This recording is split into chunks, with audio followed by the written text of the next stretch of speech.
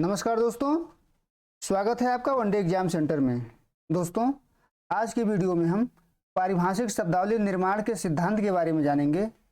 इससे पूर्व के वीडियो में हम पारिभाषिक शब्द क्या होते हैं, उनमें कौन कौन सी विशेषताएं होती हैं, एक पारिभाषिक शब्द में कौन कौन से गुण होने चाहिए, इसके बारे में जान चुके हैं। अगर आपने वह वीडियो नहीं देखा है तो प्लेलिस्ट में जाकर आप देख सकते हैं। आइए बिना देर किए आज का वीडियो शुरू करते हैं और जानते हैं कि पारिभाषिक शब्दावली का निर्माण करने के लिए कौन कौन से सिद्धांत प्रयोग में लाए जाते हैं। दोस्तों, किसी ग्रंथ की रचना करते समय या किसी ग्रंथ का अनुवाद करते समय अगर अपनी भाषा में पर्याप्त शब्द नहीं होते हैं, यानी पर्याप्त पारिभाषिक शब्द नहीं होते हैं, तो पारिभाषिक शब्दों की कमी को दूर करने के लिए उसका निर्माण किया जाता है। यानी अगर कोई रचनाकार किसी ग्रंथ की रचना कर रहा है या किसी ग्रंथ का अनुवाद कर रहा है और उसकी भाषा में पर्याप्त मात्रा में पारिभाषिक शब्द नहीं है, तो पारिभाषिक शब्दों का निर्माण किया जाता है।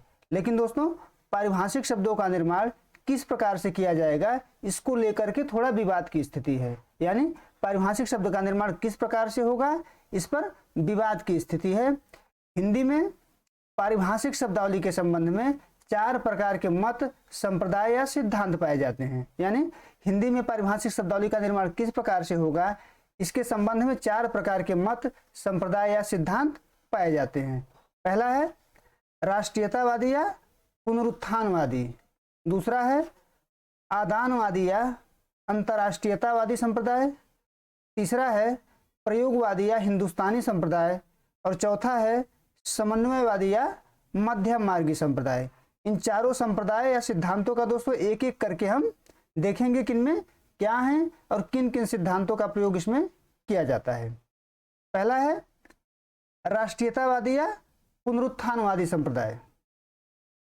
इस संप्रदाय के लोग हिंदी में पारिभाषिक शब्दों का निर्माण संस्कृत भाषा से लेने के पक्ष में है। यानी राष्ट्रीयतावादी या पुनरुत्थानवादी संप्रदाय का मानना है कि हिंदी भाषा में पारिभाषिक शब्दों का निर्माण संस्कृत भाषा से किया जाना चाहिए।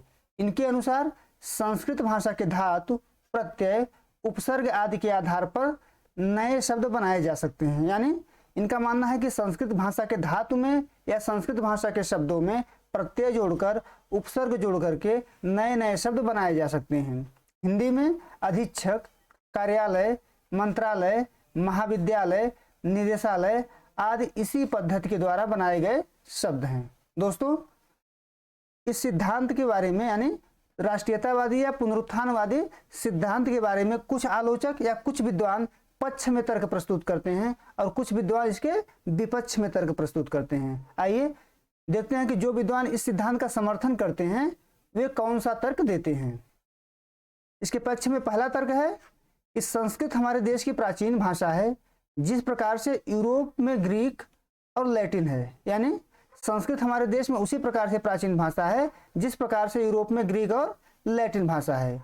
यूरोप में जब ग्रीक और लैटिन भाषा से पारिभाषिक शब्दों का निर्माण करते हैं तो हमें भी संस्कृत से पारिभाषिक शब्दों का निर्माण करना चाहिए। यानी इनका मानना यह है कि जब यूरोप के लोग लैटिन और ग्रीक से पारिभाषिक शब्दों का निर्माण करते हैं तो हमें भी अपनी प्राचीन भाषा संस्कृत से ही पारिभाषिक शब्दों का निर्माण करना चाहिए। अगला तर्क है कि संस्कृत भाषा के धातु, प्रत्यय, उपसर्ग से नए नए शब्द आसानी से बनाए जा सकते हैं। यानी संस्कृत भाषा के धातु का प्रयोग करके, उसके प्रत्यय का प्रयोग करके और उसके उपसर्गों का प्रयोग करके हम नए नए पारिभाषिक शब्दों का निर्माण कर सकते हैं। अगला तर्क है कि संस्कृत परिभाषित दृष्टि से संपन्न है। यानी संस्कृत जो है पारिभाषिक शब्दावली की दृष्टि से संपन्न भाषा है, उस पर आधारित होने से शब्दों की समस्या समाप्त हो जाएगी। यानी कहने का मतलब यह है कि संस्कृत जो है पारिभाषिक शब्दावली से संपन्न भाषा है। अगर हम हिंदी को संस्कृत पर आधारित मान लेते हैं तो पारिभाषिक शब्दावली निर्माण की समस्या एक तरीके से समाप्त हो जाएगी। लेकिन दोस्तों, कुछ विद्वान इस सिद्धांत के विपक्ष में भी तर्क प्रस्तुत करते हैं। आइए देखते हैं कि जो विपक्ष में तर्क प्रस्तुत करते हैं उनका क्या कहना है। विपक्ष में पहला तर्क है कि इस मत के लोग, यानी ये जो संप्रदाय है उसके मानने वाले लोग अरबी, तुर्की तथा अंग्रेजी के शब्दों को हिंदी से बाहर निकाल देना चाहते हैं। ऐसा करना संभव नहीं है। यानी इनका मानना यह है कि हिंदी से अरबी शब्द, तुर्की शब्द और अंग्रेजी शब्द बाहर निकाल देना चाहिए। लेकिन जो विपक्ष में तर्क प्रस्तुत करते हैं उनका कहना है कि ऐसा करना संभव नहीं है, यानी इस तरीके से पूरे शब्दों को निकाला नहीं जा सकता है।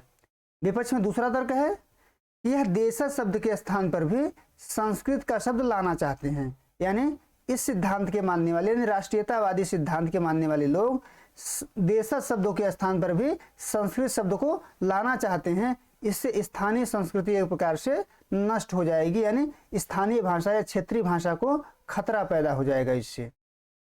आगे बढ़ते हैं दोस्तों और दूसरा सिद्धांत देखते हैं कि दूसरा सिद्धांत क्या है। दूसरे सिद्धांत का नाम है आदानवादी या अंतरराष्ट्रीयतावादी संप्रदाय। आदानवादी या अंतरराष्ट्रीयतावादी संप्रदाय। इस सिद्धांत के समर्थकों का मत है कि अंग्रेजी तथा अंतरराष्ट्रीय शब्दावली को यथास्थिति अपना लिया जाए, यानी जो अंतरराष्ट्रीयतावादी संप्रदाय है इनका मानना यह है कि जिस प्रकार से अंग्रेजी के शब्द हैं या अंतरराष्ट्रीय स्तर पर जो भी शब्द प्रयोग में लाए जाते हैं उन्हीं शब्दों को अपना लिया जाना चाहिए, वैसे जिस रूप में अंग्रेजी में या जिस रूप में अंतर्राष्ट्रीय स्तर पर प्रयोग में लाए जाते हैं। इस वर्ग में पश्चिमी परंपरा के समर्थक लोग आते हैं, यानी अंतरराष्ट्रीयतावादी जो संप्रदाय है इसमें पश्चिमी परंपरा के समर्थक लोगों को शामिल किया जाता है, जिसमें ताराचंद, सुनीत कुमार चटर्जी, बाबू राम सक्सेना आदि प्रमुख हैं। इनका मानना है कि ऐसा करने से पारिभाषिक शब्दावली निर्माण की समस्या समाप्त हो जाएगी, यानी इनका यह मानना है कि अगर हम अंग्रेजी के शब्दों को उसी रूप में अपना लेते हैं या अंतरराष्ट्रीय शब्दों को अपना लेते हैं तो हिंदी में पारिभाषिक शब्दावली निर्माण की समस्या पूरी तरीके से समाप्त हो जाएगी। दोस्तों, हाइड्रोजन, फ्रिज, कंप्यूटर आदि इसी पद्धति से हिंदी में अपनाए गए शब्द हैं, यानी हाइड्रोजन, फ्रिज और कंप्यूटर आदि जो शब्द हैं हिंदी भाषा में इसी सिद्धांत के तहत अपनाए गए हैं। आइए देखते हैं कि जो विद्वान इसके समर्थक हैं वे इसके पक्ष में कौन सा तर्क प्रस्तुत करते हैं। पहला तर्क है क्योंकि अंग्रेजी और अंतर्राष्ट्रीय शब्दावली का प्रसार पूरे विश्व में है, अतः उसे अपनाने में कोई समस्या नहीं होनी चाहिए। यानी इनका मानना है कि अंग्रेजी भाषा और जो अंतर्राष्ट्रीय शब्दावली है उसका प्रचार प्रसार पूरी दुनिया में है, इसलिए इसको अपनाने में कोई समस्या नहीं होनी चाहिए क्योंकि इससे सभी लोग परिचित हैं।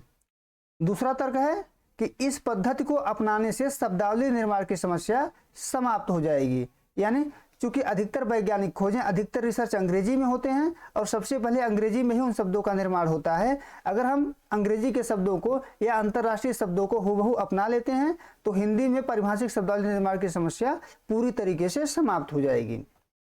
आइए देखते हैं कि जो लोग इसका विरोध करते हैं वे इसके विपक्ष में कौन सा तर्क प्रस्तुत करते हैं। विपक्ष में पहला तर्क है कि किसी भी समुन्नत देश में पूरे शब्द दूसरी भाषा से नहीं लिए जा सकते हैं। यह हमारे देश के व्यक्तित्व से जुड़ा हुआ प्रश्न है, यानी कोई भी देश जिसके पास अपनी भाषा है, अपनी संस्कृति है, वह दूसरी भाषा से पूरे के पूरे शब्द नहीं लेना चाहेगा क्योंकि वह उसके भाषा के अस्तित्व पर संकट आ जाएगा। यह देश के व्यक्तित्व यानी देश के संस्कृति पर प्रश्न चिन्ह खड़ा कर देगा। अगला विपक्ष में तर्क है कि अंग्रेजी के सारे पारिभाषिक शब्द हिंदी में समाहित नहीं हो पाएंगे, यानी अंग्रेजी के सारे पारिभाषिक शब्द जो हैं हिंदी उन्हें स्वीकार नहीं कर पाएगी, हिंदी में पूरे शब्द स्वीकार नहीं किए जा सकते हैं। अगला तर्क है विपक्ष में कि दूसरे भाषा से ग्रहण किए गए शब्द अर्धमृत होते हैं क्योंकि उसमें हमारी संस्कृति की अभिव्यक्ति पूरे तरीके से नहीं हो पाती है। यानी अगर हम अंग्रेजी भाषा के सारे शब्दों को अपना लेते हैं तो भी ये शब्द अर्धमृत रहेंगे क्योंकि हमारे पूरे जो है पूरी की पूरी संस्कृति इसमें अभिव्यक्त नहीं हो पाएगी, हम पूरे के पूरे तरीके से इसमें अपनी बातों को अभिव्यक्त नहीं कर पाएंगे। आइए दोस्तों आगे बढ़ते हैं और देखते हैं कि पारिभाषिक शब्दावली निर्माण का अगला सिद्धांत कौन सा है। तो तीसरा सिद्धांत है प्रयोगवादी या हिंदुस्तानी संप्रदाय, यानी पारिभाषिक शब्दावली निर्माण के तीसरा संप्रदाय है प्रयोगवादी या हिंदुस्तानी संप्रदाय। इस सिद्धांत के मानने वाले लोग हिंदी और उर्दू के संयुक्त रूप हिंदुस्तानी से पारिभाषिक शब्दावली निर्माण के पक्षधर हैं। यानी जो प्रयोगवादी या हिंदुस्तानी संप्रदाय के समर्थक लोग हैं उनका ये मानना है कि हिंदी और उर्दू के संयुक्त रूप यानी हिंदुस्तानी से पारिभाषिक शब्दावली का निर्माण किया जाना चाहिए। इस संप्रदाय में संस्कृत, हिंदी, उर्दू, अरबी, फारसी आदि के खिचड़ी शब्द से बनाए जाते हैं। यानी इसमें संस्कृत भी प्रयोग में लाया जाएगा, हिंदी भी, उर्दू भी, अरबी भी, फारसी भी, सभी शब्दों के खिचड़ी शब्द से इस पद्धति में पारिभाषिक शब्द बनाए जाते हैं। इस पद्धति के द्वारा बनाए गए बहुत सारे शब्द कठिन और हास्यास्पद नजर आते हैं, जैसे पलटकारी, यानी रिएक्शन का हम हिंदी क्या कर देंगे, पलटकारी कर देंगे। इसी प्रकार इमरजेंसी का क्या करेंगे, अचानकी कर देंगे। एक तरीके से यह कठिन भी है और हास्यास्पद भी है। आगे बढ़ते हैं और देखते हैं कि पारिभाषिक शब्दावली निर्माण का अगला सिद्धांत क्या है। दोस्तों, अगला सिद्धांत और चौथा सिद्धांत जिसे हम कहेंगे वो है समन्वयवादी या मध्यम मार्गी संप्रदाय। समन्वयवादी या मध्यम मार्गी संप्रदाय।